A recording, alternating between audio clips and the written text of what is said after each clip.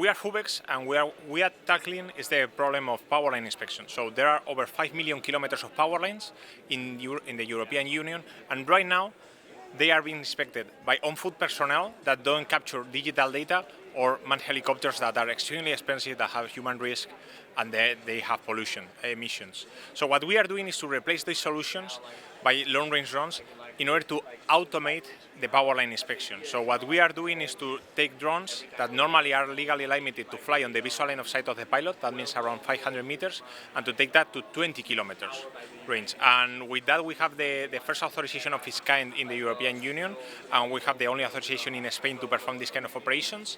And right now we achieved the authorization 1 month ago, and we have already inspected 1,000 kilometers. What would you say are the main challenges you have to overcome? Yeah, that's easy, because at the end of the day it's a highly regulated sector, and one thing is we as technicians we can develop a lot of things, but the issue here is how to develop it safely. Because imagine that you have 1,000 drones flying and they are starting to crash with property, with person, with other aircraft in the air. So it's key for the regulators to do it safely, and that's what we are going to do, collaborating with the whole value chain to have these regulations that means that we can be flying in the air safely, and robotics are safe for the European society and the world as well.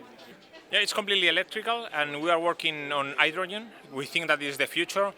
Fossil fuels are much more, not efficient, but they have a lot of more energy, so plenty of aircraft use that system, but we think that it is the past, and we want to work in the future, and the future for us in aviation is hydrogen, and in the next few years we have a couple of projects to be among the first one to implement this technology in real VTOL planes. That is the kind of the aircraft.